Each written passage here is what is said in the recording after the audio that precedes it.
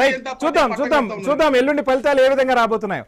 నర్రా విజయ్ గారు నమస్కారం అండి. మొత్తంగా మున్సిపల్ పురపోరు అయితే ఆసక్తికరంగా సాగింది. ఏ పార్టీకి ఆ పార్టీ, నేనా నువ్వా అంటే ఎవరికి వాళ్ళు గెలుపు ధీమాను వ్యక్తం చేస్తున్న పరిస్థితి. సో ఎలా చూస్తున్నారు అసలు ఈ మున్సిపల్ ముఖ చిత్రాన్ని? ఈ తెలంగాణ రాజకీయాలు ఏమైనా ఈ ఫలితాలతో మారే అవకాశం ఉందంటారా? ఈ ఫలితాలతో పెద్ద రాజకీయాలు మారే అవకాశం ఉండదు. కాకపోతే తెలిసిపోతుంది వ్యవస్థ ఎట్లా, రాజకీయాలు తెలంగాణ రాజకీయాలు ఎట్లా ఉంటున్నాయి ఏంటి అనేది. అంటే సీట్లు అదే విధంగా చైర్మన్లతోటి మేయర్ల ఎన్నికతోటి కూడా ఇందులో తెలియదు. ఇందులో ప్రధానంగా చూసుకోవాల్సింది ఓట్ షేర్, ఎవరు గెలిచినారు అంటే ఎవరికి ఎన్ని ఓట్లు వచ్చినాయి అనేదే ఈ మున్సిపల్ ఎలక్షన్ చాలా కీలకం. ఎందుకంటే ఏ పార్టీ గెలిచినా అధికార పార్టీ వాళ్ళు తీసుకునేటట్టు ఉన్నారు, ఎమ్మెల్యేలనే తీసుకుంటున్నారు, ఎమ్మెల్యేలనే కొంటున్నారు. అటువంటి నేపథ్యంలో కార్పొరేటర్లు అదేవిధంగా కింది స్థాయి వార్డు మెంబర్లకు సంబంధించినటువంటి వాళ్ళు గెలిచిన తర్వాత వేరే వైపు అవకాశం ఉంటే పోయే అవకాశాలు ఎక్కువగా ఉంటాయి. అది క్రైటీరియా కాదు. ఇక్కడ ఓట్లు అనేవి చాలా క్లియర్ గా ఉంటాయి. ఓటింగ్ పర్సెంటేజ్ చాలా కీలకంగానే ఈ ఎలక్షన్ లో మనం క్యాలిక్యులేట్ చేసుకోవాల్సినటువంటి అవసరం ఉంది. ప్లస్ గెలిచిన వాళ్ళు ఒకవేళ కాంగ్రెస్ పార్టీ గెలిచినా ఎవరు గెలిచినా ఎన్ని ఓట్లతో గెలుస్తున్నారు, పోటీ ఎవరు ఇస్తున్నారు, మొత్తం ఉన్నటువంటి దాంట్లో ఇవి చాలా కీలకంగా జరగబోతున్నాయి ఈ మున్సిపల్ ఎలక్షన్లకు సంబంధించినటువంటి. ఎందుకంటే పార్టీ గుర్తుతో జరుగుతున్నటువంటి ఎలక్షన్లు కాబట్టి గెలిచిన వారు ఎట్లా ఉన్నారు, ఓడిన వాళ్ళు ఓడినటువంటి ఫైట్ ఎట్లా ఇచ్చి ఏ రకంగా ఓడిపోయారు అనేది మనం కీలకంగా తీసుకోవాల్సినటువంటి అవసరం ఉన్నది మూడు పార్టీలకు సంబంధించి. అయితే బీజేపీ అంటున్నటువంటి నేపథ్యంలో బీజేపీ పెద్దగా అన్ని మున్సిపాలిటీలలో ప్రభావం చూపించేటువంటి అయితే లేదు. ఒక రెండు కార్పొరేషన్ అదే విధంగా 2-3 మున్సిపాలిటీలలో మాత్రమే. ఉత్తర తెలంగాణలోనే ప్రభావం ఉంటది అనుకోవచ్చా? ఉత్తర తెలంగాణలో కూడా అన్ని చోట్ల ఉండదు. కాకపోతే దీనికే వీళ్ళు మొత్తం ఇప్పుడు పార్లమెంట్ లో మన పార్టీకి సంబంధించిన అభ్యర్థి నామినేషన్ వేసి సూసైడ్ చేసుకున్నటువంటి దాన్ని కిషన్ రెడ్డి గారు లేవనెత్తారు. అసలు లేవనెత్తి ఏమన్నారు, రాష్ట్రంలో తెలంగాణ రాష్ట్రంలో శాంతి భద్రతలు క్షీణించినాయి, ఎలక్షన్లు జరగట్లేవు, ఇంకేమి మొత్తం దోపిడీలు జరుగుతున్నాయి, దొంగతనాలు జరుగుతున్నాయి, మొత్తం రాజకీయ వ్యవస్థ అంతా ఇట్లా అయిపోయిందని పార్లమెంట్ సాక్షిగా లేవనెత్తినటువంటి అంశం కరెక్టే.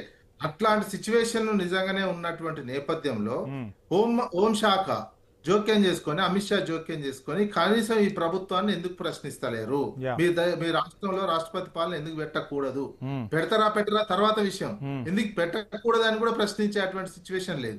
ప్లస్ అంటనే ఉన్నారు మోడీ దయతోటే రేవంత్ రెడ్డి బతుకుతున్నాడు అనేది. అది నిజంగానే కనిపిస్తుంది, వాస్తవం అది. ఎందుకంటే మోడీ దయతోటే ఇక్కడ రాజకీయంగా ఉన్నట్టుగా అనిపిస్తున్నది. వాళ్ళ ఓటుకు నోటు కేసుకు సంబంధించినటువంటి కావచ్చు, ఈయన ఆర్ఎస్ఎస్ స్కూల్ అని చెప్పినటువంటిది కావచ్చు, చంద్రబాబు నాయుడుతో ఉన్న గురు శిష్యుల బంధం కావచ్చు. ఈ నేపథ్యంలో తెలంగాణ అనే రాష్ట్రాన్ని బీఆర్ఎస్ పరిస్థితి ఏంటి ఇక్కడ అసలు? అంటే బీఆర్ఎస్ ఇప్పుడు అసలు పంచాయతీ ఎన్నికల్లో చూసాం, పంచాయతీ ఎన్నికల్లో ఎవరికి వాళ్ళు క్లెయిమ్ చేసుకున్న పరిస్థితి. సో మీరు చెప్పినట్టుగా ఆ ఎన్నికల్లో పార్టీ గుర్తులు ఉండవు కాబట్టి ఎవరికి వాళ్ళు క్లెయిమ్ చేసుకున్నా పెద్దగా గణాంకాలు కూడా పూర్తిగా ఎవరికి కూడా అర్థం కానీ ఇక్కడ ఖచ్చితంగా పార్టీ గుర్తులు ఉంటాయి, పార్టీ సింబల్ ని చూసే ఓటేస్తారు కాబట్టి బీఆర్ఎస్ పరిస్థితి ఎలా ఉంటుందని మనం భావించవచ్చు అంటారు. అందుకే ఓట్ పర్సెంటేజ్ చూస్తే తేలిపోతుంది ఎవరికి. అందుకే ఈ ఎలక్షన్స్ ఓటింగ్ ఎంతో, ఎందుకంటే పార్టీ గుర్తుతో జరిగింది కాబట్టి మేము గెలిచినాం అని చెప్పుకోవడానికి కాంగ్రెస్ కు ఉండదు, మేము గెలిచినాం అని చెప్పుకోవడానికి ఏ పార్టీకి ఉండదు కాబట్టి ఓట్లు అనేవి తెలిసిపోతాయి ఎవరికి ఎంత ఓటింగ్ శాతం వచ్చింది అనేది. జనరల్ గా ఇప్పుడు ఏంది బేసిక్ మొన్నటి వరకు చూస్తున్నాడు, పార్లమెంట్ ఎలక్షన్ లో ఓటింగ్ పర్సెంటేజ్ పడిపోయింది బీఆర్ఎస్ పార్టీకి, ఎంపీలు 0 వచ్చినాయి అనేటువంటి నేపథ్యం నుంచి ఒక ప్రామాణికంగా తీసుకుంటున్నాం.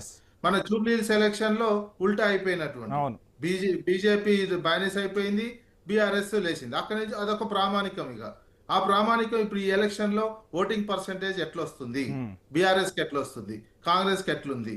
జనరల్ కాంగ్రెస్ అనేది ఇప్పుడు అధికార పార్టీ అధికారంలో ఉన్నటువంటి నేపథ్యంలో అడ్వాంటేజెస్ ఉంటాయి. కాంగ్రెస్ పార్టీకి ఉన్నటువంటి ఎలక్షన్ కమిషన్ కావచ్చు, పోలీస్ కావచ్చు, అధికార యంత్రాంగం కావచ్చు, అడ్వాంటేజ్. ప్లస్ ఒక అధికార పార్టీ తోటి ఉంటే పనులు ఎక్కువైతే అని కావచ్చు, అడ్వాంటేజ్ ఉంటుంది అధికారం. అందులో 3 సంవత్సరాలు ఇంకా టైం ఉంది కాబట్టి ప్రజలు కూడా కొంత ప్రజలు అటు మొగ్గు చూపే అవకాశం కూడా ఉంటుందంటారా? ఉంటుంది. అట్లా అంటే మొగ్గు అంటే 95% మొగ్గు చూపి ఈ వార్డు మెంబర్లు, డివిజన్లు, ఈ కార్పొరేటర్లు కూడా ఎక్కువ మెజార్టీ స్వీప్ చేసినట్టు చేస్తే దానికి అనుకూల అధికార పార్టీకి అనుకూలత ఉందని అనుకునే అవకాశం ఉంటుంది. 95% గెలవ, ఎందుకంటే గతంలో ఆంధ్రప్రదేశ్ లో చూసినా, తెలంగాణలో చూసినా, యా ఇప్పుడు మన మహారాష్ట్ర ఎలక్షన్ లో చూసినా అధికార పార్టీ స్వీప్ చేసినటువంటిది ఉన్నది. యా అది రైట్ భారీ మెజారిటీ ఉంటుంది. ఏ పార్టీ అయినా అధికారంలో ఉన్నటువంటి వాళ్ళకి ఆ అడ్వాంటేజెస్ ఉంటుంది. ఎస్ ఆ అడ్వాంటేజ్ నేపథ్యంలో మనం మాట్లాడదాం. ఓట్ల చేతి క్రైటీరియాగా తీసుకుంటే ఎట్లా మారుతుంది అనేది. ఇక ఒక్క కేంద్రం నుంచి సహాయ సహకారాలు డెవల్యూషన్ కి సంబంధించినటువంటిది మోసపూరితమైనటువంటి డెవల్యూషన్. ఉన్నప్పుడు 31 నుండి 41 చేర్చినటువంటి మాట వాస్తవమే.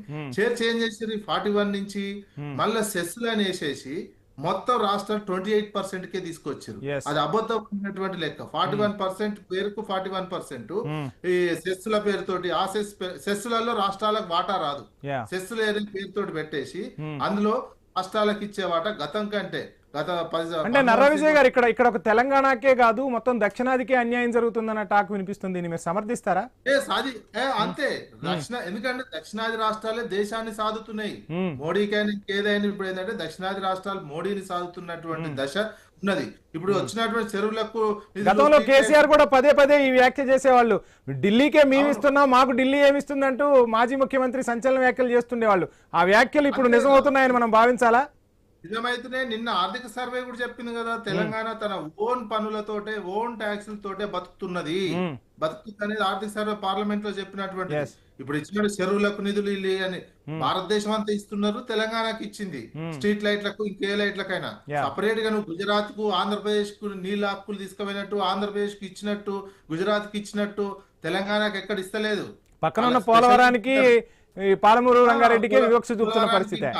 పోలవరానికి కావచ్చు, ఇంకేదైనా కావచ్చు. ఇక్కడ ముఖ్యమంత్రి ఏమన్నాడు, పోయినప్పుడల్లా అసలు ఏ బీజేపీ ముఖ్యమంత్రి గాని, ఏ కాంగ్రెస్ ముఖ్యమంత్రి గాని ఢిల్లీకి ఇన్ని సార్లు పోలేదు. పోయి ప్రధానమంత్రిని కలిసి మనకు పూర్తిగా సహకరిస్తున్నారు, అంత బాగుంది అన్నారు. నిన్న ఎలక్షన్ లో వచ్చేసరికి సహకరిస్తలేదని.